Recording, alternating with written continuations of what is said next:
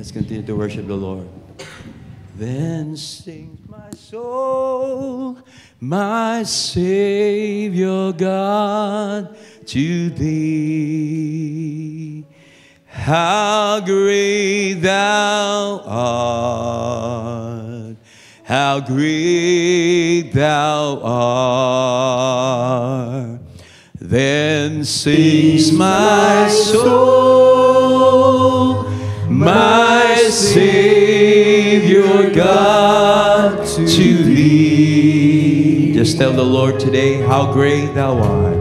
How great thou art. How great thou art. Everybody now sing. Then sings my soul, my Savior God, to thee. Let's lift up the name of the Lord. Let's tell Him He's great. How great thou art. Thank you, Jesus. Thank you, Lord. How great thou art. Then sings my soul. Then sings my soul, my Savior God, to thee. Shout it out. How great thou art. How great thou art. For the last time, all together from our heart. Then sings my soul, my Savior God, to thee. Great are you, Lord. How great thou art. Lift up your name. How great thou art. How great thou art. Then sings my soul. Then sings my soul, my Savior God, to thee. How great thou art. How great thou art. How great thou art. How great thou art. Let's say it again. How great thou art. How great thou art. How great thou art.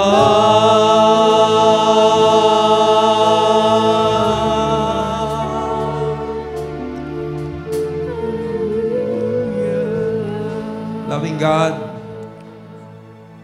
Heavenly Father, Almighty God, in the name of our Lord Jesus, we want to say thank you for your presence. Thank you, Lord, for touching the heart of your people. Holy Spirit, we thank you for anointing every heart and every mind. That, Lord, our ears will be attentive to your voice, to your still small voice speaking to us today. As we hear your word, speak to us, Holy Spirit. Teach us, Holy Spirit, we pray, and minister to us as we minister unto you, Almighty God. Let your presence and your glory be manifested in our midst today. As we lift up the name of Jesus, we want to say thank you, Lord, for all the things that you have done. Lord, salamat sa buhay, salamat sa kalakasan, salamat, Panginoon, at idinako mo ang aming mga paanan sa lugar na ito upang sa aming pagtitipon wala kaming ibang maitaas kundi ang pangalan na pinakamataas sa lahat ng pangalan, na ang bawat tuhod ay luluhod, ang bawat labi magsasabi na wala nang ibang Panginoon at Diyos kundi ikaw lamang aming Panginoong Jesus. Pinupuri ka namin, niluluwalhati ka namin, sinasamba ka namin, aming Diyos. Sa ngalan ni Jesus, ang lahat ay magsabi ng Amen at Amen. Praise the Lord. Hallelujah. Blessed be the name of the Lord. Amen. Praise the Lord. So, pwede ba nating pagkaupo natin ng lahat, papalakpakan uli natin ng Panginoon? Pwede ba yon? Okay, let's clap our hands to the Lord. And let's express how grateful we are for His goodness and loving kindness unto us. Yung inaawit natin kanina, nandun yun sa text at context ng ating pag-aaralan ngayong umaga, na inaawit natin kanina, Your love, O Lord, there is nothing greater, there is nothing higher. Wala nang hihigit pa sa pag-ibig ng Panginoon. Amen? Wala nang papantay sa pag-ibig ng Diyos sa atin. Amen? Agree ba kayo doon? Sabi po ng Numbers 14 verse 18, pinaalala ni Moses sa Diyos that the Lord is slow to anger, abounding in love, and forgiving sin and rebellion. Okay? Na ang Diyos ay hindi ganun basta-basta kung magalit. Okay? Dahil nasa text natin yan ngayon na pag-aaralan, pero yung pag-ibig ng Diyos ay sinusurpas niya yung kanyang galit sa kasalanan. Hinihigitan ng Diyos. Do you understand? God hates sin. Napuput ang Diyos sa rebellion, napuput ang Diyos sa kasalanan, pero yung puot niya sa kasalanan ay natatakpan ng kadakilaan ng kanyang pag-ibig. Yan ang sabi ng salita ng Diyos. Kasalanan, pinapatawad niya, even rebellion. Amen? So matutunghayan po natin yan sa ating pong pag-aaral ng salita ng Diyos. Samahan tayo nawa ng banal na Espiritu at maunawaan natin at marinig natin mismo ito sa tinig ng ating Panginoon. Amen. Hallelujah. Na pag-aralan ko, I have learned that, every day, as we live our lives every day, may kani-kanya po tayong mga karanasan sa buhay. Tama po ba yun? Iba-iba yung mga hinaharap natin, iba-ibang experience, iba-ibang challenges. Alright? At in everything that we do, every day, tinuturuan tayo ng Holy Spirit. God teaches us things that we need to learn, principles and precepts that applies to life connected to the Word of God. Okay, yung pinag-aralan natin nung nakaraan, kung natatandaan po ninyo, 4 na puntos na mahalaga na dapat ay magkaroon tayo para maabot po natin yung tinatawag na breakthrough. Sabihin niyo, breakthrough! Lahat ng gustong magkaroon ng breakthrough, palakpakan ng Panginoon, sumigaw ng hallelujah! Yan, okay. Nung nakaraan, yung palakpak niyo, parang break lang walang true. Ngayon, kompleto na, breakthrough na. Praise the Lord. Araw-araw po, pag may pagkakataon, ako'y nag-e-exercise. Sino sa inyo nag-e-exercise? Ako lang. No? Sino sa inyo gustong humaba ang buhay? Yun, narinig ni Lord yun. Ulitin ko, sino gusto dito ang humaba ang buhay? Praise the Lord. No? So, sa paghaba ng buhay natin, given na yun. Sabihin nyo nga, given. Tayo ay pinagkalooban ng Diyos. Sabi ng John chapter 10 verse 10, Jesus came. One of the reasons and the purpose why Jesus came to earth, sabi niya sa John 10:10, that I may give you life, have it to the full. No? Buong, talagang full and meaningful life. Ang gusto pa nga niya, magkaroon tayo ng abundance. Kaya saktong-sakto sa pangalan ng church natin, Jesus Abundant Life Giver Church. Ang gusto ni Lord, tayo ay mag-overflow. Sabihin niyo, overflow. Yan. Kasi hindi tayo makakapag-minister unto people. As we minister to God, we cannot minister unto people. We cannot minister to the Word unless we overflow. Amen? Kaya dapat magpapuno muna tayo. No, yung cup natin, Lord, fill my cup. Sabi ng Psalm 23, You prepare a table before me in the presence of my enemies. You anoint my head with oil, and as the Lord anointed thee, let your cup overflow. Let your cup run over. It is only then that we become a blessing. Pag nag-overflow ka, Jeff, pag nag-overflow ang sino man sa atin, pag nag-overflow si Kagawad Junjun, then and only then can we become a blessing unto many. Amen? Kaya sabihin mo sa katabi mo, dapat mag-overflow na tayo. Sige, humanap ka ng kausap. Sabihin mo, dapat mag-overflow na tayo. Pag nag-overflow po kayo, hindi nyo papansinin yung mga gastos. Hello? Pag nag-overflow kayo, hindi nyo iindahin yung pagtaas ng gasolina, ng bilihin, ng cost of living. Why? Hindi nyo mapupunayan. But overflow ka eh. Hindi ka nauubusan. No, tumatapon lang ng tumatapon yan patungo sa object ng gustong i-bless ni Lord. Kuha nyo? Yung pag-overflow natin, pagtapon yan, yung iba papunta sa akin. Amen. Yung iba papunta sa mga nangangailangan. Yung iba papunta kay Pastora Hadasa. Yung overflow ninyo. Yung iba papunta sa mga gustong gawin ni Lord sa kanyang kaharian, sa kingdom of God. Naintindihan niyo yun? Take this seriously, my brethren. We need to overflow. At para mangyari po yan, kailangan meron tayong right mindset, right perspective, right language, and right attitude. Do you still have it on the screen? Yan, no? Basahin niyo nga po. Sabay-sabay tayo. 1, 2, 3.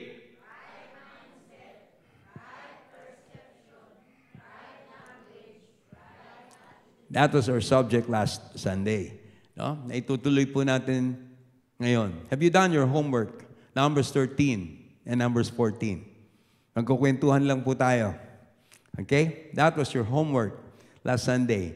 So, sa ating pong babasahin ngayon ay makikita natin ang kahalagahan ng right mindset, right perception, right language, right attitude, for the purpose of breakthrough and overflow. Okay? Para maging blessing tayo, para maging kagamit-gamit tayo sa kaharian ng Diyos, kailangan po blessed talaga tayo. Wala akong marinig na amen. Amen? No? Pag merong nangailangan, madaling maging blessing kapag ikaw ay nag-o-overflow. Because you cannot pour from an empty cup. Hindi mo pwedeng ibigay ang mga bagay na wala ka naman noon. Kaya tayo, dinadagdagan tayo ng Diyos palagi. Amen? Yung inaawit natin kanino, sabi nung awit, you give and take away. Habang inaalis ng Diyos yung mga unnecessary. Yung inaalis ng Diyos yung mga bagay na walang kinalaman sa eternity. He takes away. Habang inaalis niya yon, give lang ng give si Lord sa atin. Amen. Kaya ini-empty tayo ni Lord eh. Tinatanggal niya yung mga, sa Bible sabi ron, ignoble, yung mga nasusunog, yung mga nasisira, yung mga walang pakinabang. Pag pinag-usapan ang eternity, inaalis ng Diyos yan. You give and take away. Amen? That's what the sense of singing the song kanina. Habang inaalis ng Diyos yung mga bagay na hindi niya kailangan sa atin, idinaragdag niya yung mga bagay na kakailanganin natin mula sa Kanya. Na walang makapagbibigay kundi ang Diyos lamang. Amen? Alam niyo ba yon? That nothing that you have, no one can give it to you except God alone. Palakpakan natin ang Diyos. Yung palakpak na breakthrough, pang break lang yan eh. Sabay sigaw ng Hallelujah! Praise the Lord. Okay, so, right mindset. Na pag ako nagmimisikleta tuwing umaga, ang hinahanap ko yung paakyat, yung kami nila Monmon, nila Mike, no? Minsan pag mag-isa ka, parang sinasabi ng katawan mo, hindi mo kaya. No? Bang gustong-gusto mo, no? Pag ando na ako sa kalagitnaan, sinasabi ng katawan ko, pag nakakaramdam ng konting sakit, ay, hindi ko na kaya. No? Pero sabi ng isip ko, kaya mo. Kaya kumakanta ako ng God is the strength of my heart. No? Kinakanta ko yung mga spiritual songs na nagsasabi kung saan ako dapat maniwala, kung ano ang dapat kong gawin. Okay, sabihin nyo nga, mindset. Ang mundo, ang tawag dyan, mind over matter. Alam niyo yon? Di ba? Sa psychology, sa logic, tinuturo sa atin yung mind over matter. But in the spirit, that's what you call mindset. No? Dapat ang mga isip po natin ay nakaset na. Sabi ng Colossians, set your mind on things above, not on things on this world. How many of you, yung mga isip nila nakaset na? Hindi na pwedeng mabago. Nakaset na. Doon na nakatune yan. No? Kahit may marinig pa yan, hindi na. Nakaset na yung isip ko eh. That's what you call by mindset. Pag may lakad kayo na matagal niyong pinaghandaan at bigla ko kayong niyaya, sabi niyo hindi na po pwede, Pastor. Kasi nakaset na kami. Amen? That is the essence of Romans chapter 12 verses 1 to 2. In the letter to the Romans, sabi, I beseech you therefore, brethren, by the mercies of God, that you present your bodies a living sacrifice, holy and acceptable unto the Lord. This is your reasonable act of worship. Do not conform any longer to the pattern of this world, but be transformed by the renewing of your mind. And then, you will be able to prove what God's will is, His good, His pleasing, and perfect will. Yun po yung mahalaga. No? Kapag ang isip po natin ay renewed, sabihin nyo nga renewed. Pag transform tayo, no? Matatransform lang tayo kapag ang isip po natin ay renewed. Okay? Gusto nating mabago? Hindi ko kayong kayang baguhin. Ang makapagbabago lang sa atin, unang-una, ang banal na spirito, ang salita ng Diyos. And you've got to help yourself. We got to help ourselves by yielding to the Word of God. Na nagsasabi, conform not any longer to the pattern of this world. Everybody say pattern. You've got to be cautious. Kailangan vigilant tayo at cautious dun sa pattern. May mga pattern yan. Hindi ka naman kaagad mahuhulog. Yun yung nabanggit ko nung nakaraang linggo. Hindi ka kagad mahuhulog sa patibong ng kaaway. No, sa trap. Everybody say trap. Di ba? Yung mga ibon kapag tinatrap mo yan, hindi naman kaagad papasok yan dun sa trap. Ano ba yung trap sa Tagalog? Bitag. Di ba? Una, aakitin mo muna yan. Bibigyan mo muna ng paborito niyang pagkain, hahagisan mo. Hanggang sa makumbinsi mo, yung binibitag mo, na lumapit patungo sa iyo. Everybody say pattern. May pattern yan. Yun dun tayo pinag-iingat sa pattern of this world. Okay? So kung ang pattern natin, kapag meron tayong hinarap na difficulty o kaya tough times na talagang dumarating po sa buhay nino man yan, born again ka man, nag-church ka every Sunday, wala pong exempted sa atin. Lahat po, dumadaan po tayo sa different challenges, tough times, rough times. No, yung kailangan po nating palabasin yung Kristo na nandito sa atin upang makipagbaka doon po sa mga hinaharap natin sa buhay. Hindi natin kaya yon. Sabi mo sa katabi mo, hindi ko kaya. Hindi mo kaya. Kailangan natin si Kristo. Palakpakan natin ang Panginoon. Nothing is impossible with God. Did you get that? Yun ang pakatatandaan po natin. Sa Diyos, walang anumang bagay na imposible. Kapag medyo nasanay ka, nahulog ka dun sa unang alok sa'yo, siyak sa pangalawa, aalokin ka uli. Hanggang sa maging pattern na yan. No? Doon po tayo pinag-iingat ng banal na Espiritu. Do not conform any longer to the pattern of this world, but be renewed, but be transformed. Everybody say transform. Hindi tayo magta-transform physically. Yung transformation natin is spiritual. And it should begin with the renewing of your mind. Para po magkaroon tayo ng breakthrough sa bawat area ng ating mga buhay. Sa relationship man yan, no? Sa finances man yan, sa pang-araw-araw na buhay, sa pag-abot natin sa ating mga pangarap sa buhay. Sino po sa inyo may mga pangarap sa buhay? Sumigaw ng amen. Ayan, sa aking kinasabi ni Pastora Hadasa, kung mangangarap ka rin lang, mangarap ka na ng ubod ng laki. Diba? Wala namang bayad.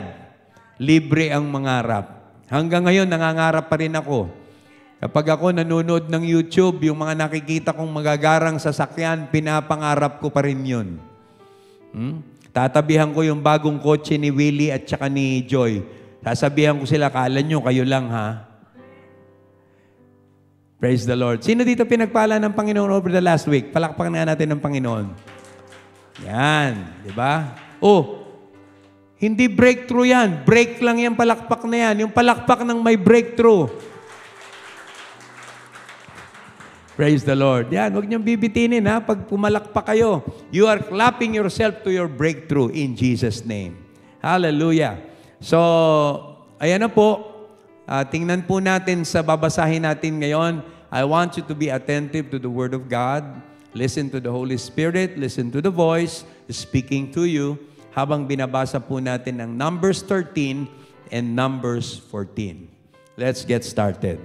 Okay, so in verse 1 of Numbers 13, sa NIV, ganito ang sinasabi.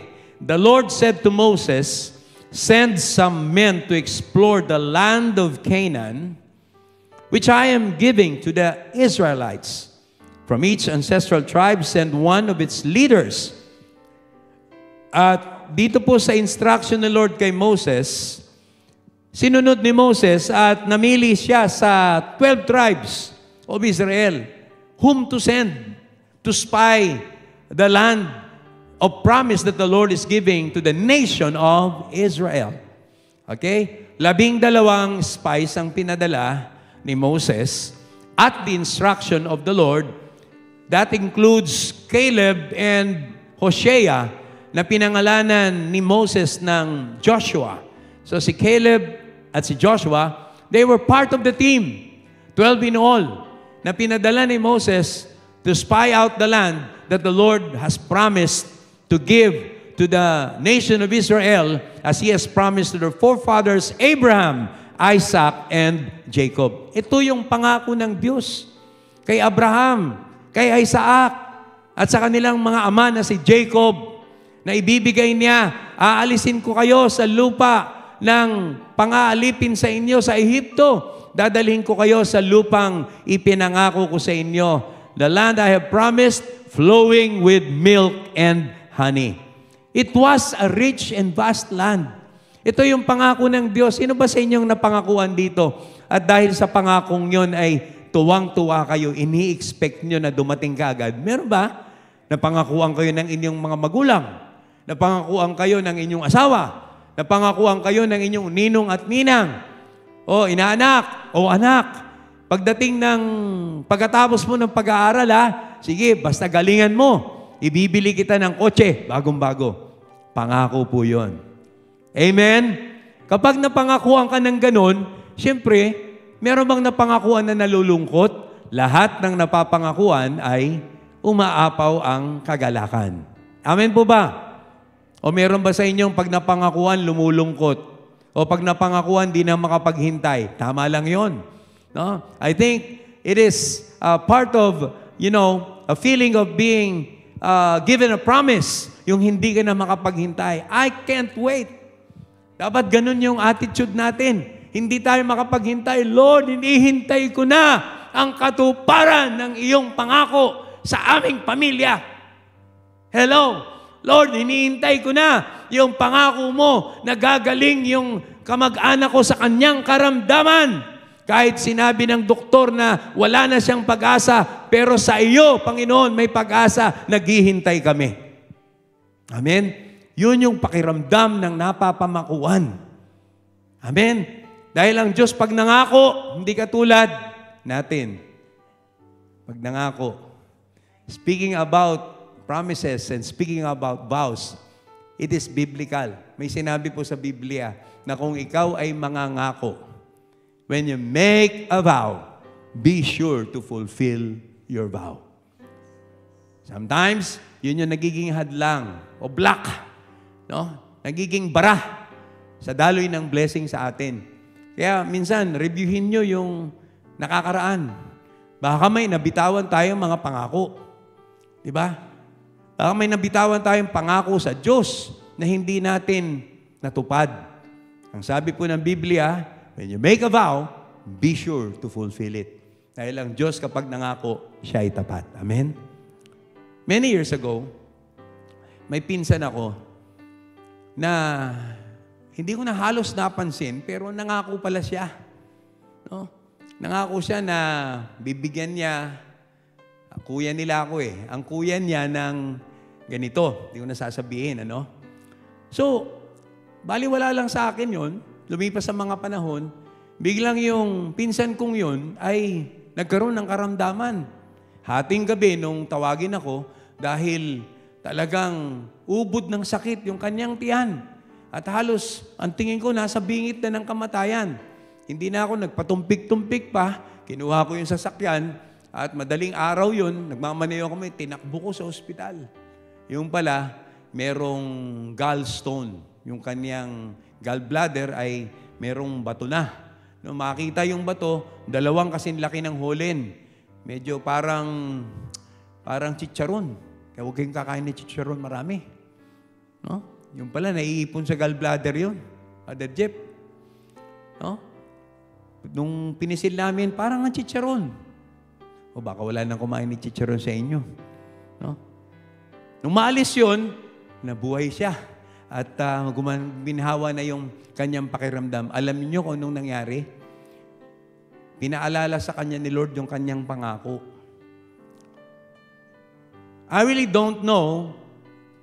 He didn't tell me if he made that vow or promise to me as a cousin or as a pastor. Pero naalala niya yung pangakong yun.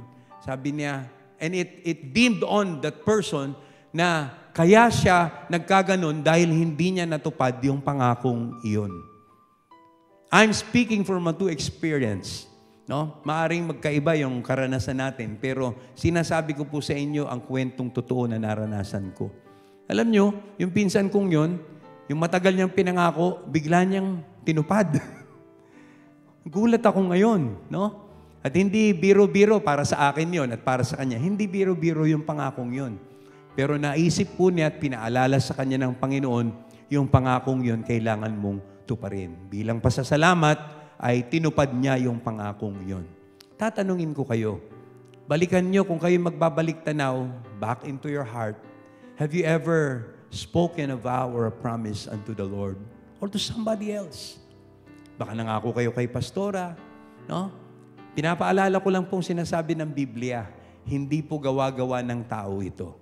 No? Maaring ito ang mga bagay, isa sa mga humahadlang sa daloy, tuloy-tuloy na daloy ng pagpapala sa ating buhay. Okay? Mas maganda pa, huwag ka na lang mangako. Amen? Huwag ka na lang magsalita. Mamaya mababasa po natin na binibigyan ng pahalaga ng Diyos ang bawat salita na lumumutawi sa ating mga labi. Alam niyo ba yun? Mababasa natin yan mamaya. Huwag niyo kong unahan. Pero sasabihin ko na sa inyo, nasa Numbers 14 verse 28 yan. Na lahat ng binibigkas natin, pinapahalagahan ng Diyos. At ang sabi pa nga niya, lahat ng narinig kong binigkas ninyo, yun ang gagawin ko. Sabi ng ating Panginoon. Amen? O balikan natin yung vow. Kapag na-unlock, sabihin nyo nga unlock.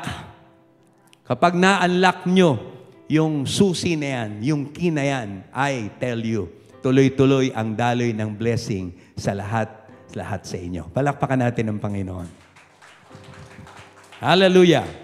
Just a gentle reminder from the Word of God. Now, as we continue in Numbers 13, verse 17, when Moses, verse 17 na tayo, when Moses sent them to explore Canaan, he said, sabi niya po dun sa 12 na spies, dun sa team na pinadala niya to explore the land that God has promised Israel to give them.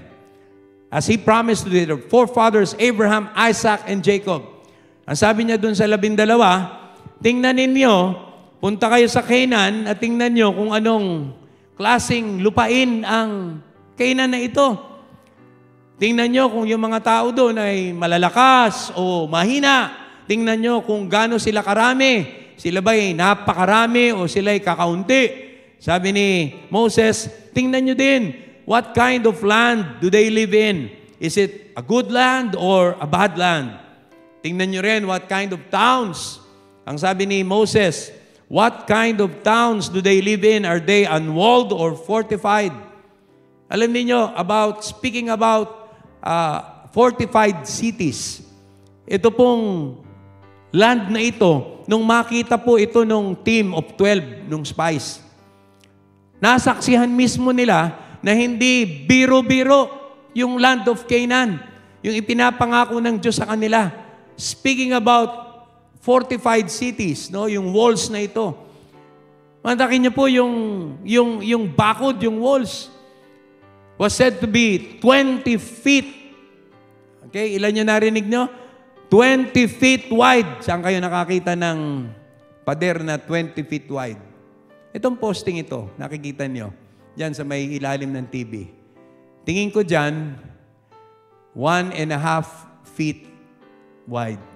Tama? Tama ba yung kalkulasyon ko? No? 1.5 pie ang lapad. Malapad na ba yan? Hindi. Kaya mo bang gibain yan, ganyang kakapal? Paragay ko, hindi. Pero alam nyo, yung mga bakod, yung walls ng land of promise, 20 feet wide. Can you imagine that? 20 feet wide. Ilan ba yung 20 feet? Palagay ko, mas malapad pa. Mula rito hanggang doon, mas malapad pa. Ganon katibay yung walls of the promised land. 20 feet wide at 25 feet tall. Ang taas ng bakod. Kadalasan yung mga bakod natin, pwede pong lundagin lang eh. No? Pero yung bakod, yung fortress nung Canaan ay 25 feet high. Sabi ni Moses, tingnan ninyo kung gaano katibay yung kanilang mga bakod. Tingnan nyo rin kung ano yung klaseng lupain. Is it a fertile soil or infertile soil? Is it a poor soil? O tingnan nyo rin kung may mga puno, may mga pananim doon. Yun yung instruction ni Moses doon sa team na pinadala niya. Kasama si Caleb at kasama si Joshua.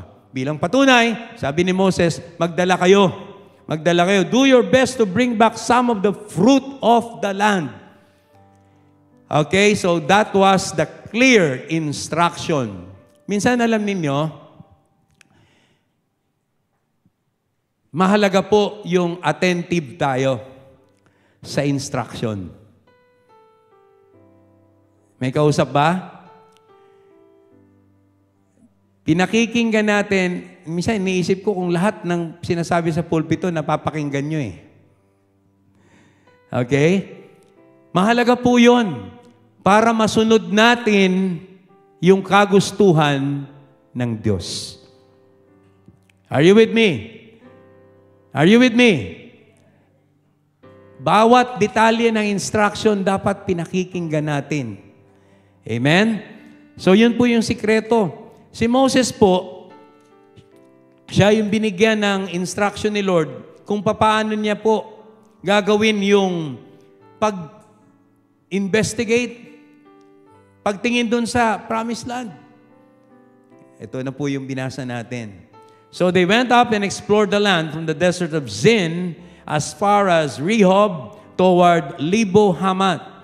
At pagpunta po ng mga spies doon, ang una po nilang nakita yung mga descendants ni Anak na nagngangalang si Ahiman, si Sheshai at si Talmai. Ito yung mga higante o giant. Sabihin nyo nga, giant. Ito pong descendants of Anak, they were believed to be abnormally large people, measuring 7 to 9 feet tall. Wow! Kung sa panahon natin ngayon, NBA player ka na. Kapag ikaw ay descendant of Anak. No? NBA, basketball. Kaya po, nag-basketball kami nila Makmak at saka nila Brother Michael. Dapat naisama namin si Junjun pala, no? No? Biruin nyo, itong mga higante na hinarap nila, they were abnormally large people, measuring 7 to 9 feet. Pero negatibo ang dating. Sa panahon natin ngayon, it will be to our advantage. Kapag ikaw ay sumusukat ng 7 to 9 feet tall. Di ba? Mayaman ka na kaagad nun. Pero hindi. Itong tinutukoy po natin sa Biblia, ito po yung mga taong pinalilipol ng Diyos sa bayan ng Israel upang matupad ang pangako ng Diyos sa kanila. Kaawa-awa naman itong mga higanting ito. Okay? So, napasok po nila, kayo ba'y kasama sa journey na ginagawa natin? Ipagpalagay nyo na tayo'y namamasyal sa kwentuhan nating ito. Habang tayo ay namamasyal, gusto ko sanang maramdaman ninyo na para bagang, tila baga kayo yung andun sa paglalakbay na ito. Pagkatapos nilang mapasok at mapuntahan ang Canaan o Kanaan, ito yung report na ibinalik nila kay Moses. Basahin natin sa verse 26 ng Numbers 19. They came back to Moses and Aaron and the whole Israelite community at Kadesh in the desert of Paran. There they reported to them and to the whole assembly and showed them the fruit of the land. They gave Moses this account. We went into the land to which you sent us, and it does flow with milk and honey. Sabi nila kay Moses, totoo Moses, totoo yung sinabi ni Lord, na ang ibibigay na niya sa atin bilang mana natin, paglabas natin ng Ehipto, is a rich, vast and rich land. A land flowing with milk and honey. Inang umaga, nag-research ako kung gaano kalaki ang land area ng Montalban. Gaano kalaki ang bayan ng Montalban. No? Napag-alaman ko, sabi ni Brother Google, yan, ni Brother Google, yung Montalban pala ay sumusukat ng 66.66 square miles.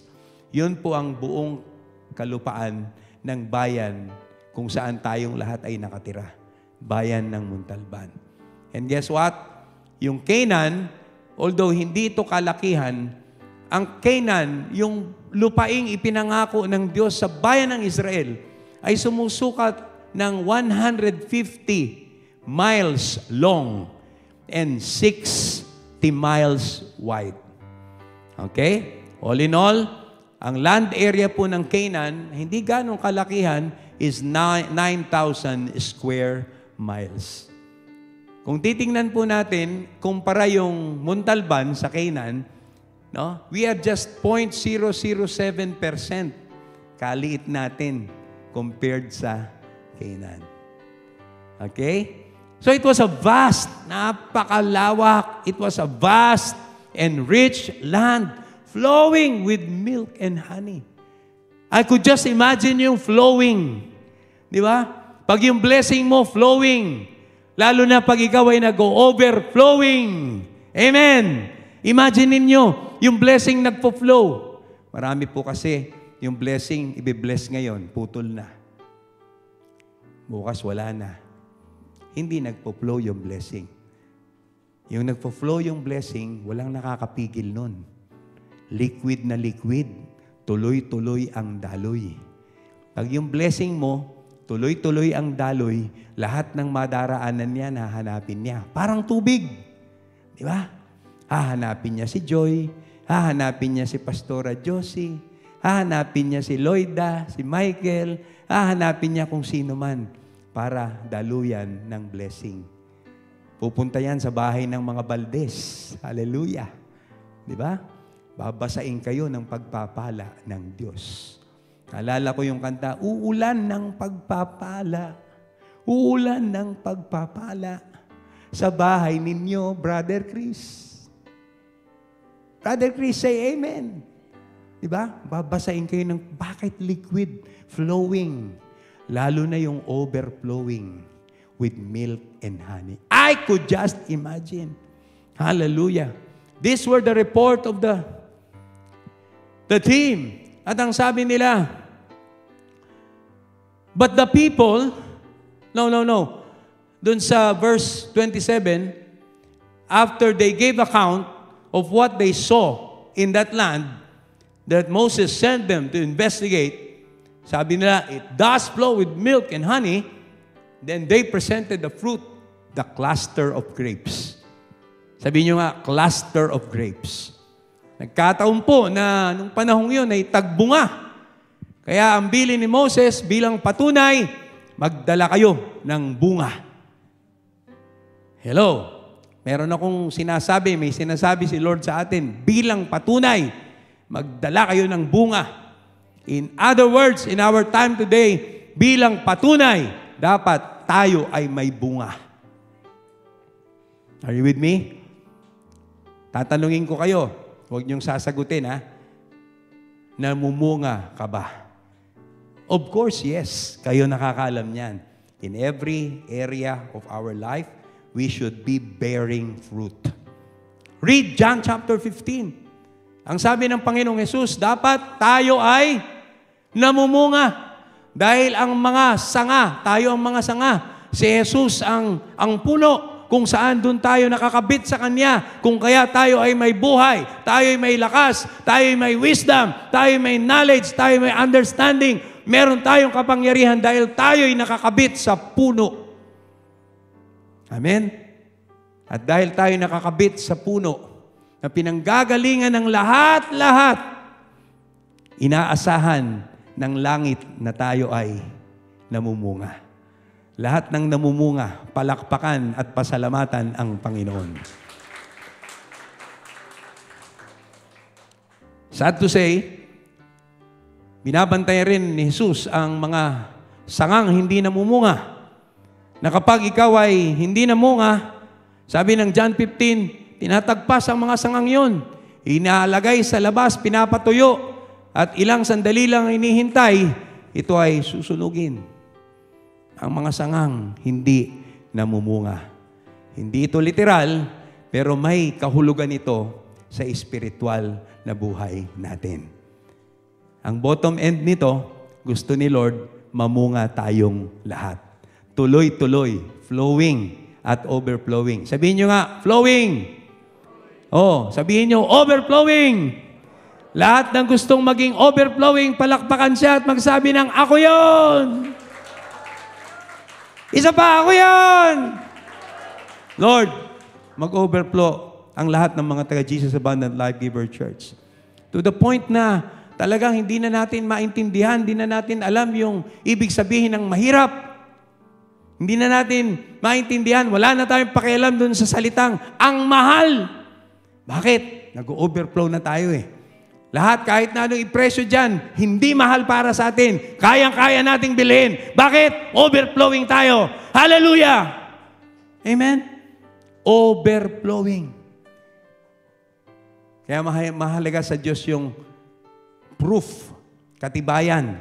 No? At yun ang bilin ni Moses dun sa team of 12 na magdala kayo ng patunay na tunay na masagana at mabunga yung lupain ng Kanaan. At nagdala nga po sila. Sabi ng mga espiya, ito yung bunga.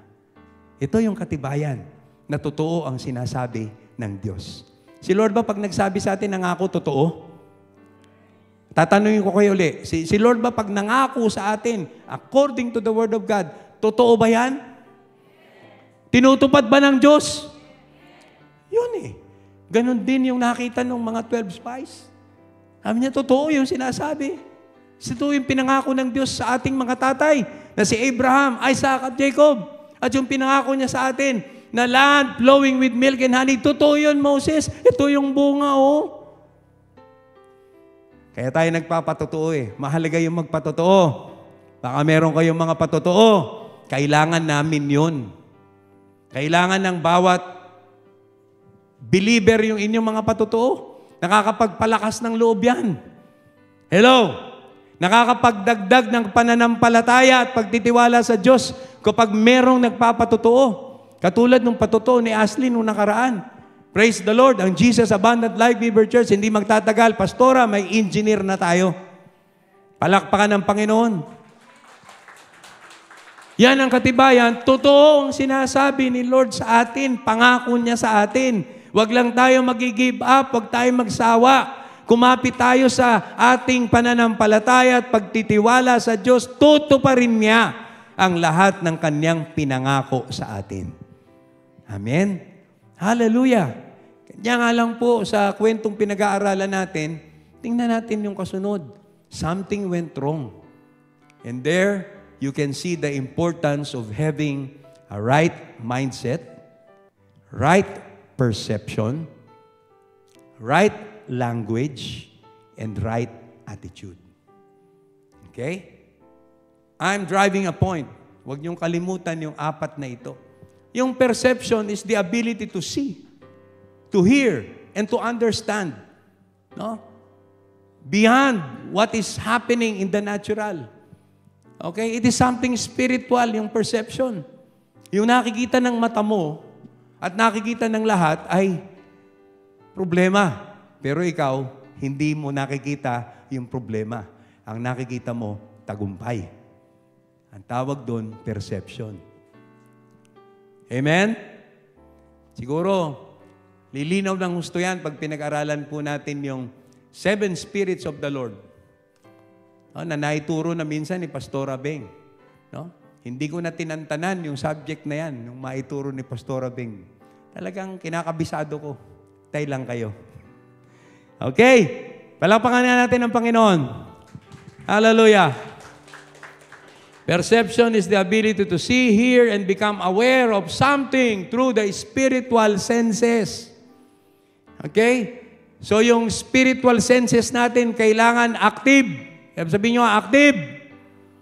O baka panay na lang tayo nakadepende sa ating natural. Okay? Natural. Yung natural, sense of 7 senses yan. Sense of sight, sense of smell, hearing, taste, feeling, ano pa ba? Tama ba? 7 ba o 5 lang? 5 lang. Nadagdagan ko. But yung perception is the ability to see, hear, and become aware of something through the spiritual senses. Others call it discernment. Everybody say discernment. Meron ka bang discernment? I think as a son of God, you need to have discernment. Kailangan na-discern mo kung yung kausap mo, tamang tao yon. Hello?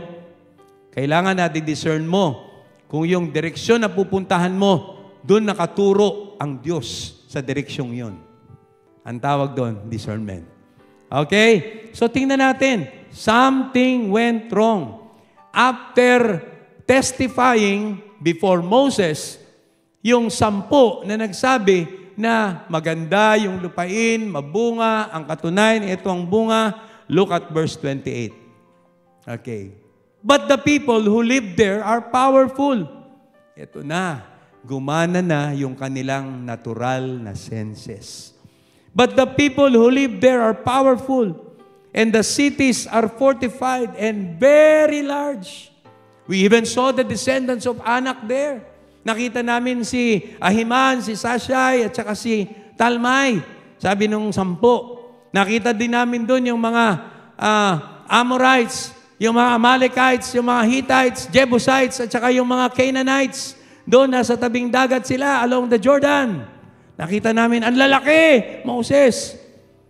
Habang umaalingaw-ngaw yung negatibong pahayag at balita ng 10 ito, tingnan po natin yung verse 30. But before we read it all together, no? Babasahin ko ng malakas, susundan ninyo. Imagine ninyo yung eksenang ito habang umaangal at nagrereklamo at nagsasabi ng mga negatibong bagay ang 10 espiya. At dahil narinig ito ng buong bayan ng Israel, ngayon ay nagkikwentuhan na sila. Naku, yan ang ba sinabi ko eh. Hindi tayo dapat sumunod sa Moses na yan at sa Aaron na yan. Dinala lang niya tayo dito para mapahamak pa tayo. Buti na lang, hindi na tayo umalis. Doon na lang tayo sa Ehipto. Mas magaan pa buhay natin doon kahit mahirap. Meron ba kayong mga attitude na naalala na ganun? No? Dapat hindi na tayo tumuloy. Buti pa noon, dati ganito tayo. Mas okay na yon. Kahit mahirap. Hello? God doesn't want that attitude. Amen? Habang nagre-rebelde sa harapan ng Diyos ang buong Israel, eto, tumayo si Caleb. Kahit siya mag-isa, kahit dalawang sila ni Joshua, tumayo siya. Naglakas ng loob. No? Meron siyang courage. Gumana yung spirit of courage. Out of the 7 spirits of the Lord, yung spirit of courage, nag-rise up kay Caleb. And though it wasn't a popular declaration, he shouted at the top of his voice. Ang sabi po ni Caleb, then Caleb silenced the people before Moses. At ang sabi niya, we should go up and take possession of the land, for we can certainly do it. Hindi natakot si Caleb. Kahit ang lahat ay nagmo-murmur at nagko-complain na. But Caleb stood up with courage in his heart and in his mind. And he said, Moses, ako magsasabi sa inyo, dapat ituloy natin. Yung iba pa atras na. Pero si Caleb, ang isip niya, ang paningin niya, ang sinasabi niya at ang attitude niya ay padiretso dun sa pangako ng Diyos. Nakita niyo ba yon? Habang paatras na at sabi nung kanilang mga kababayan, balik na tayo sa Egypt. Dapat pumili na tayo ng bagong leader. Huwag na yan si Moses at si Aaron. Maghanap tayo ng bagong leader na sasamahan tayo pabalik sa ating pinanggalingan. Pwede mo bang sabihin sa katabi mo, ayaw ng Diyos na bumalik ka sa pinanggalingan mo?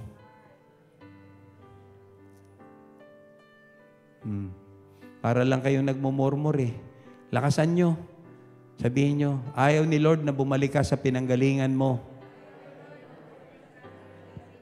Kaya ka andito ngayon sa Jesus Abundant Life Giver Church kasi gusto ng Diyos umabante ka papunta dun sa destiny mo in Christ Jesus. Palakpakan natin ang Panginoon.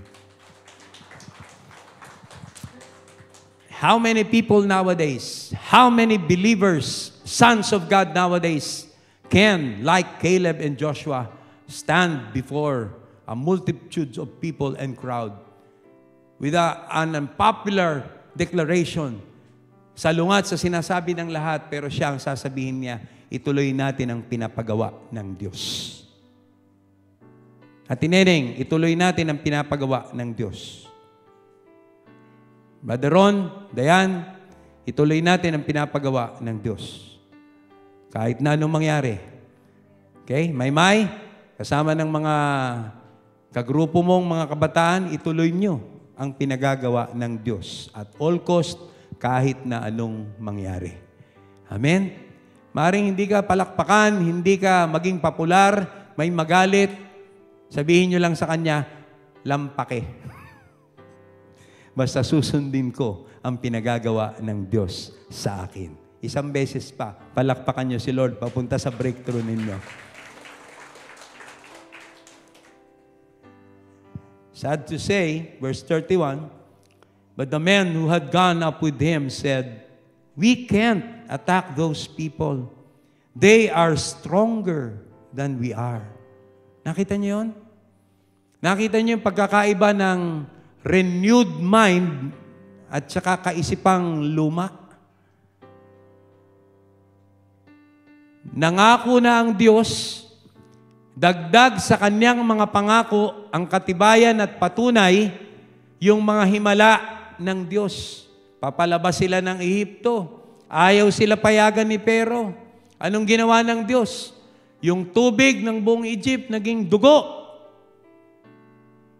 Yung unang himala na pinakita bilang patunay na ang Diyos ang nag-uutos sa Ehipto na palayain ng Israel.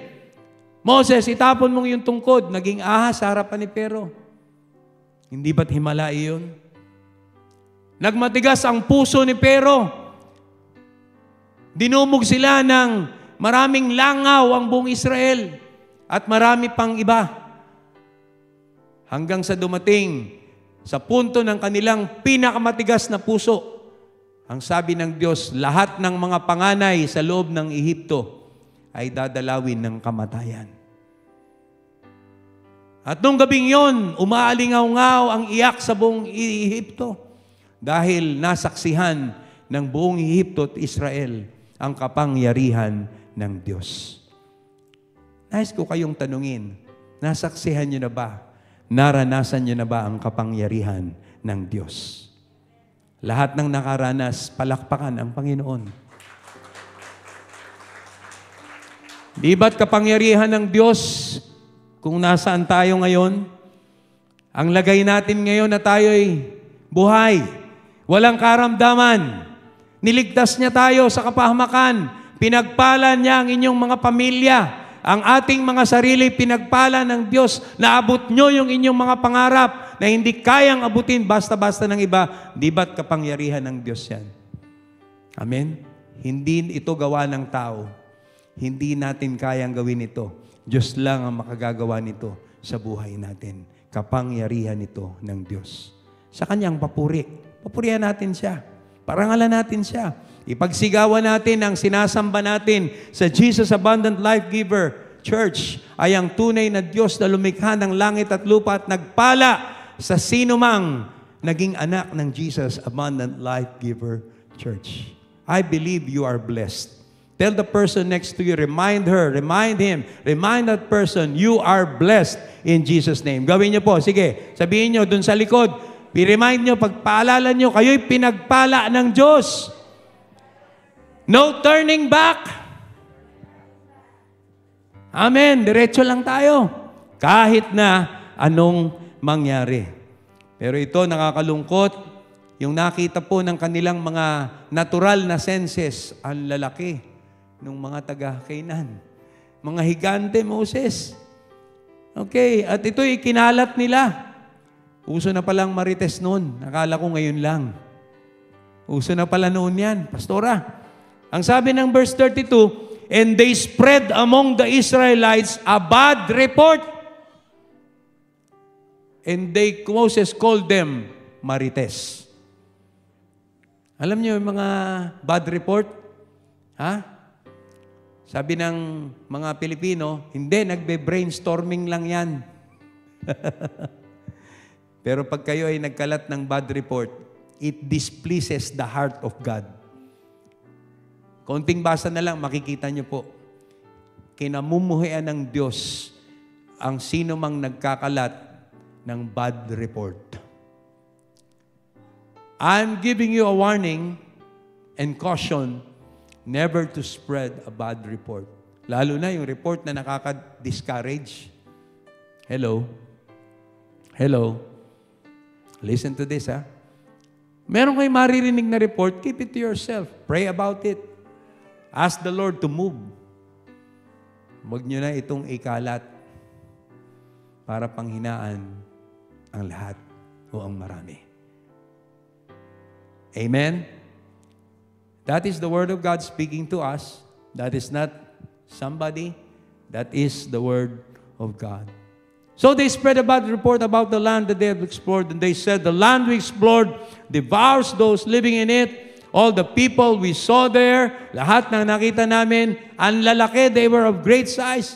We saw the Nephilim there, the descendants of Anak come from the Nephilim. We seemed like grasshoppers in our own eyes. Sabihin nyo nga, right perception. Say it clearly and loudly. Right perception. Tingnan niyo po ang ginawa nung 10 spies. Sabi niya, ang tingin namin sa aming sarili ay parang mga maliliit na tipaklong. Let me ask you, how do you look at yourself? How do you look at yourself? How do you look at the person next to you? I would say every person is a person of value. Why? Going back to Genesis, the Bible said, every person was created according to the image and likeness of God. And so therefore, God said, let us create man according to our image and likeness. And it was so. God created them male and female according to His image and likeness, and the Lord God blessed them. Kaya, lagi natin pinauulit-ulit, hindi tayo nagbibiruan lang dito. Pinapaalala natin sa ating mga sarili that the Lord has already blessed us. Lalakaran na lang natin yung pagiging blessed natin.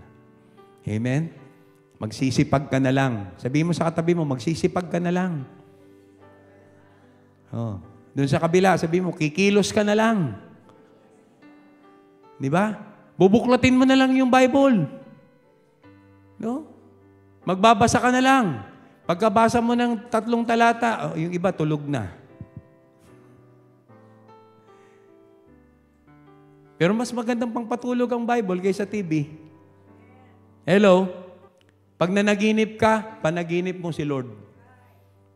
Pag natulog ka, TV panood mo, panaginip mo, patayan. Oh. Pag Biblia, nakatulog ka, buhay ang panaginip mo, pagpapala. At least sa panaginip, nakapag-drive ka ng bagong sasakyan. Amen? Just kidding, but you know what I mean. Amen? Lahat ng nakakaintindi, palakpakan natin ng Panginoon. Sumigaw ng hallelujah. Nung tiningnan nila na ganun kaliit ang kanilang sarili, meron bang ganun? Minamalit yung sarili niya? Parang self-pity, ano? Minsan, awang-awa sa sarili na hindi tama. No? Kaya nung tiningnan nilang maliit sila, talagang naging ganun ang tingin sa kanila ng mga nandun sa Canaan.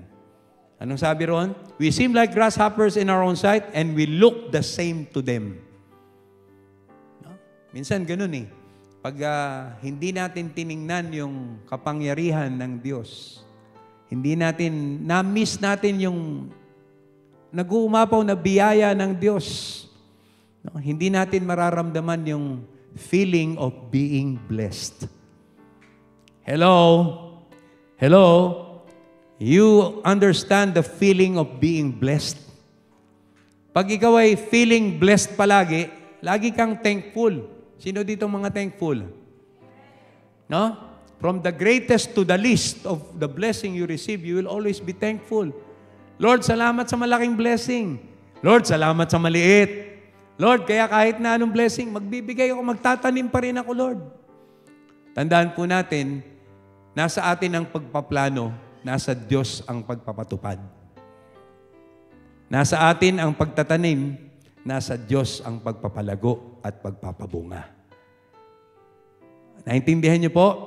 Ang trabaho natin, magplano. Ang Diyos ang magpapatupad. Confirmed yan sa Proverbs 19 verse 21 that says, many are the plans in a man's heart, but it is the Lord's purpose that will prevail.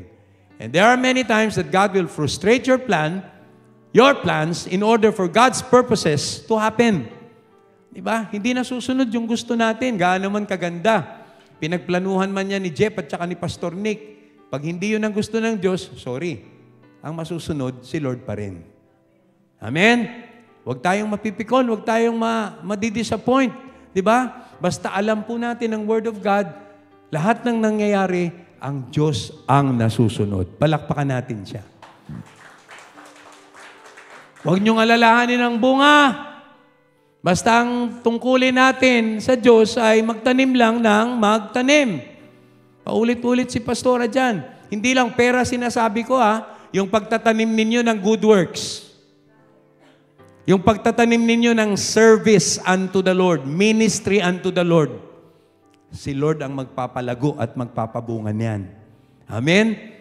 Ang tungkulin natin, mag-share lang ng gospel. Magtanim ng gospel. Sino sa inyo nagtatanim ng gospel? Nag-share ng Word of God? Hindi nangangahulugan ang pag-share ng Word of God ay dapat mo siyang madala sa simbahan. Yes, that's good kung madadala mo rito. Ang mahalaga, mai-present mo sa Kanya ang Panginoong Hesus. Ang Diyos ang magpapalago at magbibigay ng bunga. Amen? Sa social media, nag-share ako ng Word of God. No? Kahit dun sa mga group chat. Huwag nating kalilimutan yun. Sabihin nyo nga, Great Commission. Matthew chapter 28. Share the gospel, share the good news. Diba? Yung salvation natin, ibahagi natin. Bahala na si Lord magbigay ng ani at bunga sa lahat ng mga susunod sa Kanyang salita. Sigaw nyo nga, kami yon, Lord. Palakpakan natin ang Panginoon. Eto na. Nakita nyo na yung kagagawa ng 10 spies. In chapter 14, dito na tayo. Malapit na tayong matapos. No? The night, all the people of the community raised their voices and wept aloud. Nag-iyakan. No? Para silang namatayan. Nagluksa ang komunidad, ang buong bayan ng Israel. All the Israelites grumbled against Moses and Aaron, and the whole assembly said to them, parang andun ako nun eh. Ramdam na ramdam ko eh. No? If only we had died in Egypt. Nakita nyo yung mga salitang yun? Or in this desert, why is the Lord bringing us up to this land only to let us fall by the sword? Our wives and children will be taken as plunder.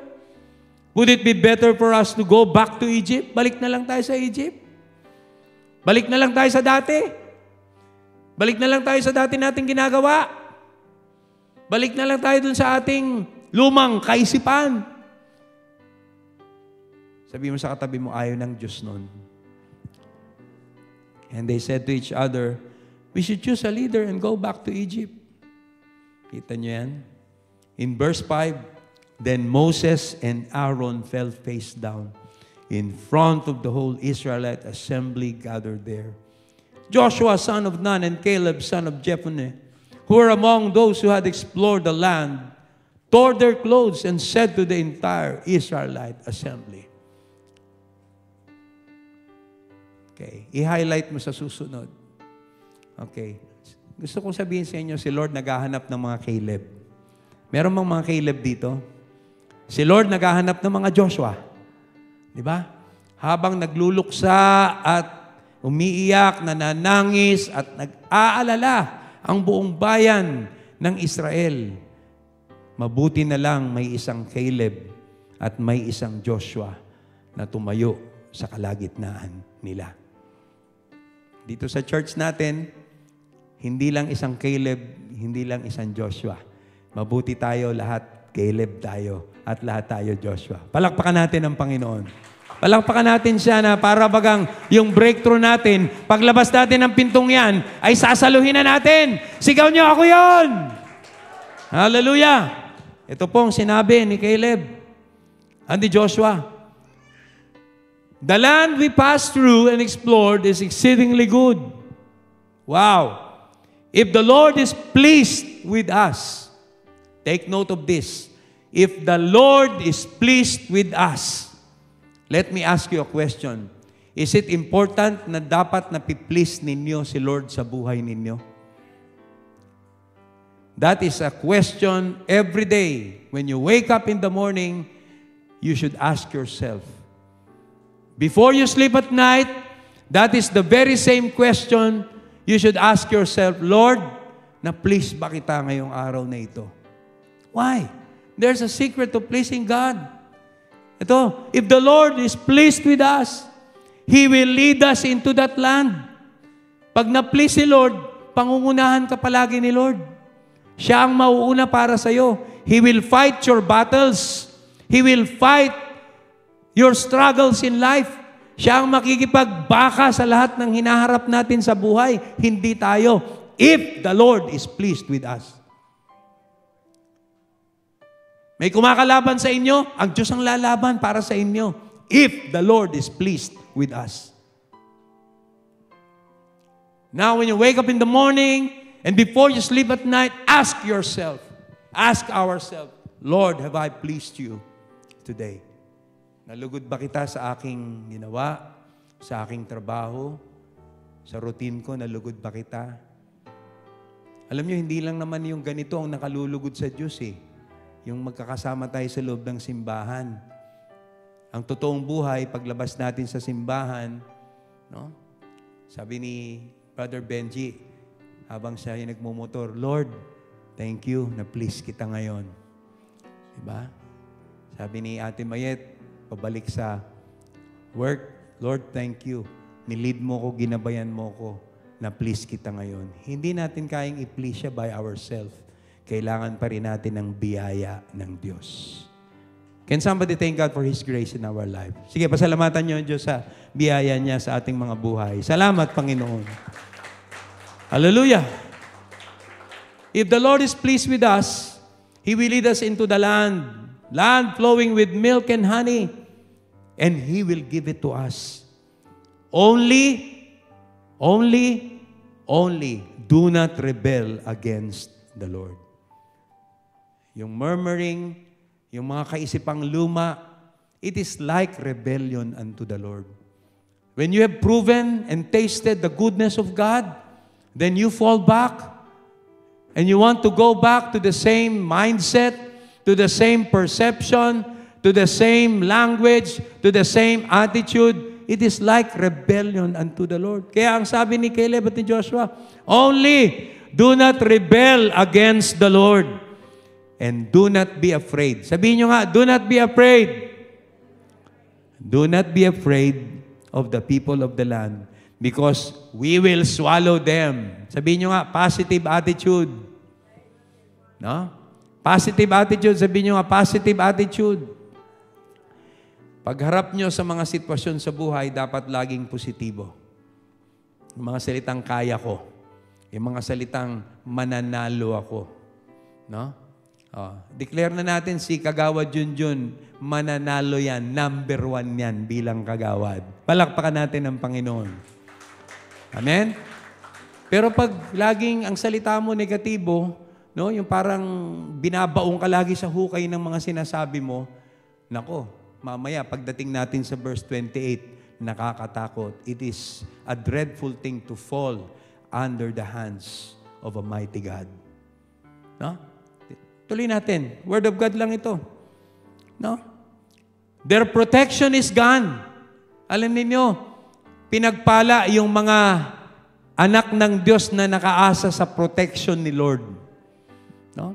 Caleb and Joshua showed us an example na kaya sila may courage, kaya sila nag-stand up, hindi sila nag-give up, tumayo sila firmly, because they depend on God's protection, declaring that the protection of our enemies is gone. But the Lord is with us.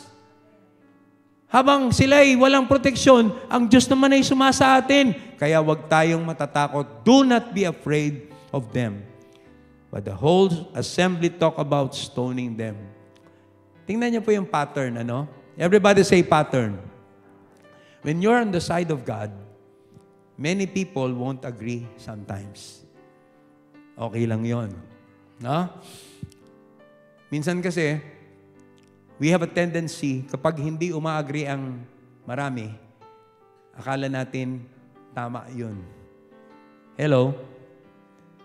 Madalas kung minsan na mag-isa kang tatayo dun sa katotohanan, dun sa kalooban, at sa nais ng Diyos.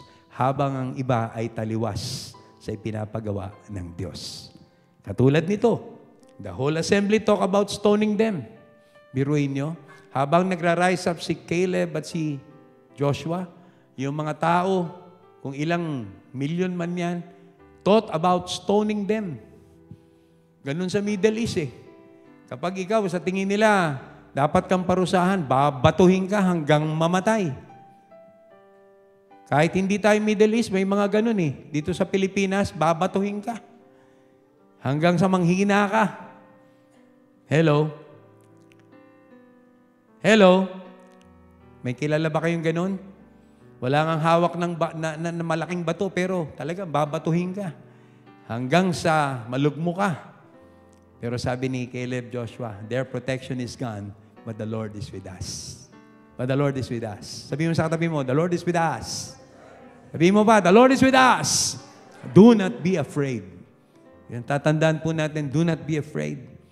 Okay. Then the glory of the Lord appeared to the tent of meeting to all the Israelites. The Lord said to Moses, how long will these people treat me with contempt? Ito yung nakakatakot, yung magalit ang Diyos eh. How long will they refuse to believe me? In spite of all the miracle signs I have performed among them, I will strike them down with a plague and destroy them, but I will make you into a nation greater and stronger than they. Cutting the long story short, mabuti na lang may nag-intercede. Sabihin nyo nga, intercession. Buti na lang meron tayong ministry of intercession. No? If Moses hadn't intercede, no, in behalf of the Israelite nation, then God would have pushed through with His judgment. Pinigil lang ni Moses. Hello? Look at me. Pinigil lang ni Moses. Ang tawag doon, intercession. Pinaalala niya sa Diyos, Lord, palagay ko hindi ito yung tamang gawin. Can you imagine that? Moses speaking to God that way, yun yung ministry ng intercession eh. Kabuti na lang, meron tayo dito sa church ng ganun. Palakpakan natin ang Panginoon. May nag-i-intercede para sa inyo, kahit di nyo alam. Di ba? That's what church is. That's what the kingdom of God is. Akala natin, nakikita lang natin, nararamdaman lang natin ang ministry, yung dito lang. Pag tayo nagtitipon, no. Kahit hindi tayo magkakasama, may nananalangin para sa inyo, may nag-i-intercede para sa inyo, kaya kayo iniingatan ng Panginoon. Amen? Yung lahat ng ginagawa natin dito, nagsasama-sama lahat yan, nagko-collaborate yan toward the direction of your protection and blessing. Amen? So tulog kayo, pero pinagpipray kayo ng inyong mga pastor, pinagpipray kayo ni Pastora Hadasa, pinagpipray kayo ni Pastora Beng, ni Pastora Betty. Diba? Nagsasaya kayo, may nag-i-intercede para sa inyo. Dapat sana meron ng maaksidente. Hindi nangyari yon dahil merong nag-i-intercede para sa inyo. Sabi ni Moses, verse 17, verse 13, Moses said to the Lord, Lord, pag itutuloy mo yan, the Egyptians will hear about it. By your power, you brought these people up from among them, and they will tell the inhabitants of this land about it. They have already heard about you, O Lord, are with these people, and that you, O Lord, have been seen face to face, that your cloud stays over them. A cloud by day, and a pillar of fire by night is our protection. Tapos, Lord, ganun-ganun lang. Papaslangin mo lahat ang mga ito. Anong sasabihin ng makakabalita nito sa atin? Verse 17, pinaalala ni Moses kay Lord yung kanyang pag-ibig. Now may the Lord's strength be displayed just as you have declared. Moses said, the Lord is slow to anger, abounding in love. I will repeat it again. The Lord is slow to anger, abounding in love, and forgiving sin and rebellion. Huwag muna kayong papalakpak.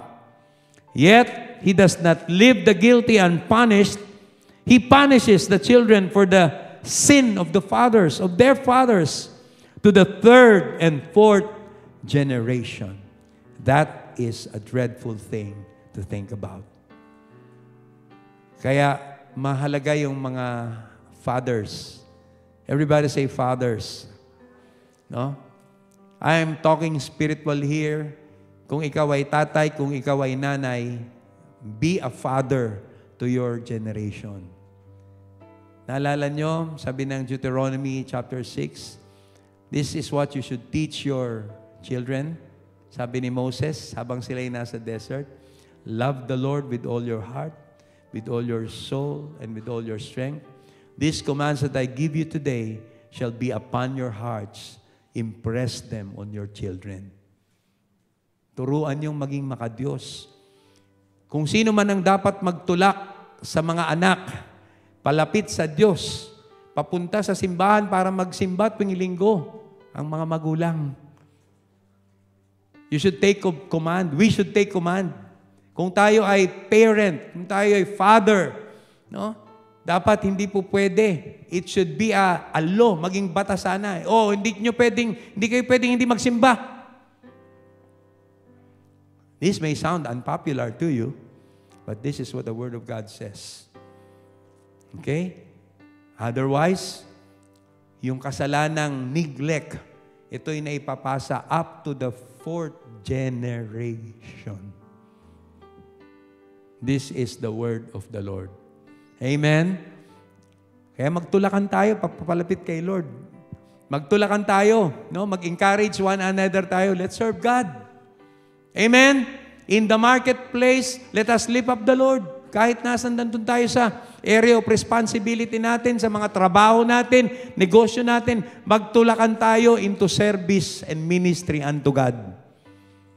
May kausap ba? Amen?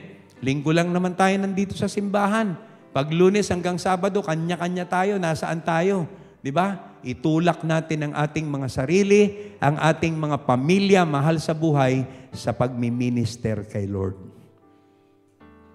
And everybody say, did you understand? If you understand, clap your hands to the Lord and shout hallelujah. Okay. So, God was finally convinced with Moses' intercession. At ang sabi ni Lord sa kanya, paraphrasing, okay, Moses, naalala ko na, sige, total, nag-intercede ka, gagawin ko yon. Pero sa isang kondisyon, ang makakapasok lang sa lupang pangako ay yung mga nagtiwala sa akin. Lahat ng mga edad 20 pataas, mababasa niyo yan, 20 years old pataas na nagrebelde, na nag-complain. God hates complaining. Hello? Listen to this. Ang sabi ni Lord, lahat ng mga 20 years old, yung wasto na yung isip, pataas, walang makakapasok sa lupang pangako. Pero yung lahi ni Caleb, yung pamilya ni Joshua, sila lang, lahat ang makakapasok sa promised land. I have good news for you. Lahat tayo kamag-anak ni Caleb at kamag-anak ni Joshua. Everybody say amen. Palakpakan natin ang Panginoon. Makakapasok tayo sa promised land. Everybody shout hallelujah! Now, eto, tingnan po natin. Dito tayo magtatapos.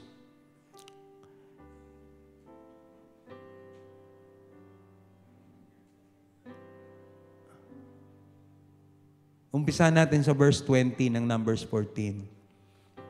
The Lord replied, I have forgiven them as you ask.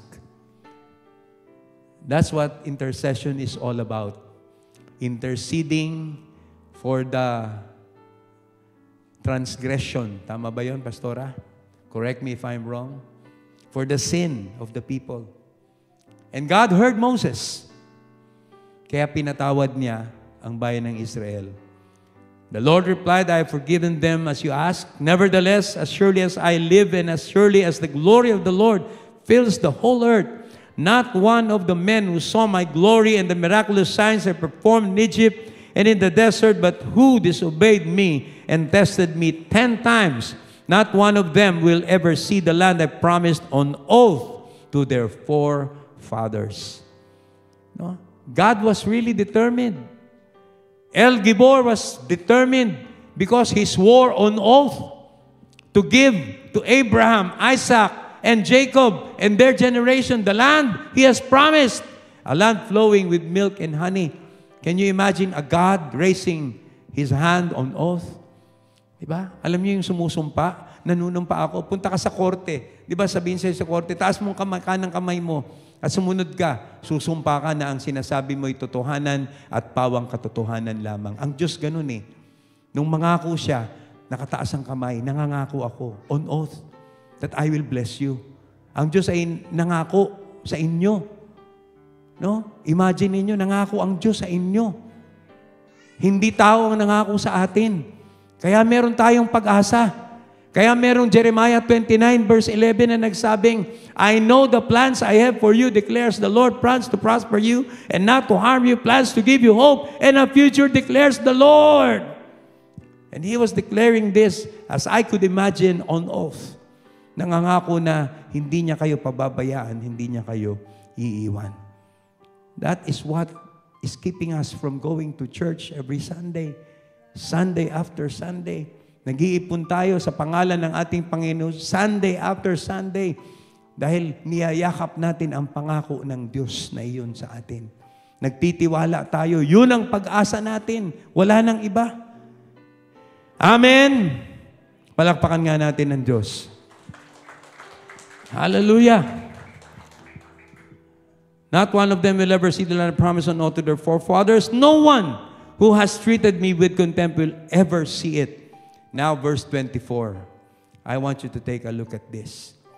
And as we close this subject, that's the importance of having a right mindset like Caleb. Tama ba? Yung mindset ba natin transformed? Renewed ba?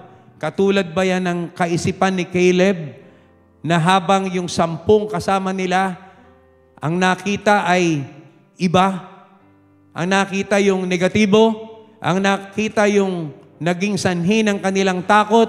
Pero si Caleb, dahil bago ang kanyang isip, sabihin nyo nga, right mindset, no?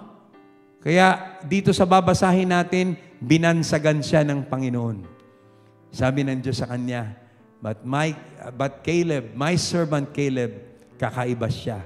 He has a different spirit. How I wish marinig natin yung mga salitang, Julian, kakaiba ka.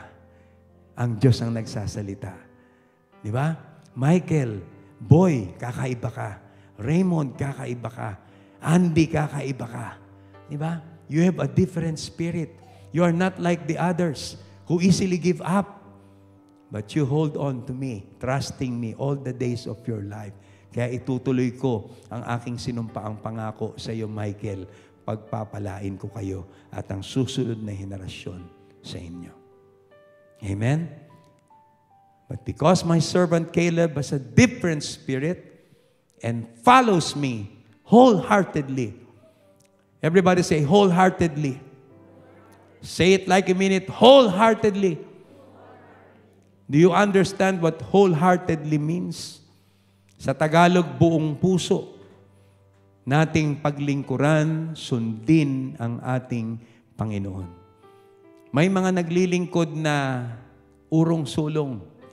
May mga nag-church na katiting lang ang ibinibigay sa Diyos. Napansin. Hindi ganong mahalaga ang Diyos sa kanila. Huwag nating tutularan ang ganon. Everybody say wholeheartedly. Like Caleb, God noticed Caleb. God noticed Joshua. At kapag ikaw ay wholeheartedly na nagsaserve kay Lord, mapapansin at mapapansin ka ng Diyos.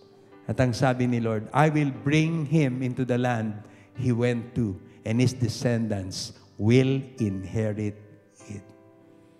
Amen? Lahat ng may inheritance mula kay Lord, palakpakan ang Panginoon. But you have to have the right mindset. You have to have the right perception. Di ba? Praktisin mo na ang nakikita mo beyond what is happening, beyond the facts. Amen? Ang right mindset para kay Caleb, nung panahon pong yun, ang right mindset at right attitude para kay Caleb is trusting God's promise to give. Yun yung right mindset. Kahit na anong mangyari, no? Alam ko na kabisado ni Randy yan, Sister Roa, no? Kahit na anong mangyari, magtitiwala kami sa Diyos. That is the right attitude and right mindset. The importance of having it, the right perspective, the right language. Everybody say, right language. Ano ba yung mga pinagsasasabi natin? Kasi ito yung mapanganib eh. Mababasa nyo rin yan sa Isaiah 55 verse 11. Every word, just like God, katulad tayo ng Diyos. Just like God, every word we speak will not come back to us empty or void because it will definitely come to fulfill the very reason for which it has been spoken. Gagawin ito, yung object, yung dahilan ng pagkakasabi mo. Hindi biro-biro. Yung kaibigan kong pastor, sabi ko, huwag kang magbiro eh. Sabi niya, gusto ko hanggang ano lang ako. Buhay ko hanggang ganito lang. Mapanganib po yun. No? Kaya ako sinasabi ko, Lord, gusto ko 100 years old ako, tumatakbo pa ako eh. Amen? Yun ang pangako ng Diyos, buhay eh. Binigyan na tayo ng clue. Everybody say clue. Ang clue sa haba ng buhay ay nasa Psalm 92 verse 10. A man's life consists of 80 plus 10, and by reason of strength, another 10 years is added. Mathematically speaking, ang buhay mo na gusto ng Diyos para sa iyo ay 80 years old. Hindi bababaron hanggat kalooban niya. Umiksi ang buhay ng tao, bakit? Abuso. Di ba? Doon lang sa street namin, sarap ng tulog mo, biglang yung motor, parang gusto kong Brother Benji, maglagay ng alambre. Tapos pag malapit na yung babatakin ko na lang, I will be a murderer. Pero yung mga abusado, umikli ang buhay. Biro mo kalit nung street namin, makapagpatakbo ng motor, 100 kilometers per hour. Buhay ka pa. Umiiksi ang buhay dahil sa kagagawan ng tao, hindi kagagawan ng Diyos. Kung ang Diyos masusunod, gusto niya lahat tayo malusog, healthy. Amen. Kung ang Diyos ang masusunod, take note ha, kung ang Diyos ang masusunod, gusto niya lahat tayo mahaba ang buhay. Amen. Kung ang Diyos ang masusunod, gusto niya tayo malakas palagi. Amen. Hallelujah. No? I pray, no? Mabaliktad. Pag may bubuhating mabigat dito sa Jesus Abundant Life Giver, ang nagbubuhat mga babae. Bakit? Kasi malalakas. Oh, si Pastor, tamad ka lang. Joy, ha? Di ba? I'm driving a point. Hallelujah. The importance of right language. Look at this. Handa na kayong tumayo, ha? Okay.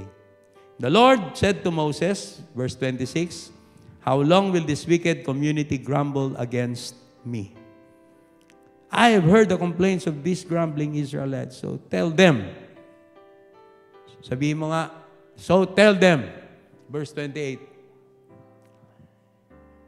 Okay. "As surely as I live, declares the Lord, I will do to you the very things I heard you say." Ano bang mga sinabi ninyo? Sinabi mo ba nung nakaraan na takot ka dun sa higante ng buhay mo? Who are those giants you fear? But as for Caleb and Joshua, I will fear nothing because their protection is gone, but the Lord is with me. The Lord is with you. Sabihin mo nga sa katabi mo, the Lord is with you. The Lord is with you. You know, it should not make it easy for you, like the 10 spies, to forget the promises of God kapag makakita kayo ng mga higante. Wag. No? Ang titingnan nyo palagi, yung nakita ni Caleb, ni Joshua, ni Moses, ni Aaron, at lahat na nagtiwala sa Diyos. Everybody say, right mindset, right perception, pangatlo, right language. No? Kakatakot yan. Yung mga pinagsasabi pala natin, yun ang gagawin ni Lord sa atin. I would rather speak life. Amen? I would rather speak prosperity. Amen? I would rather speak courage. No? Kaya ko yan. Sige, bilhin natin yan. Para kay Lord yan eh. Hello? Sige, kung yan ba'y para sa kapurihan ng Panginoon, sa ibubuti ng kaharian ng Diyos, sige, kaya natin to. Gawin natin. Sama-sama tayo. Sama-sama nating balikatin ang kapurihan ng Diyos at ibubuhos niya ang pagpapala sa ating kalagitnaan. At higit sa lahat, maintain a right attitude. Trusting God all the days of our life. God bless you. Tumayo tayong lahat. Awitin natin ito. Yung 1 Corinthians chapter 2 verse 9. No. Alam niyo lahat ng mga gustong gawin ni Lord,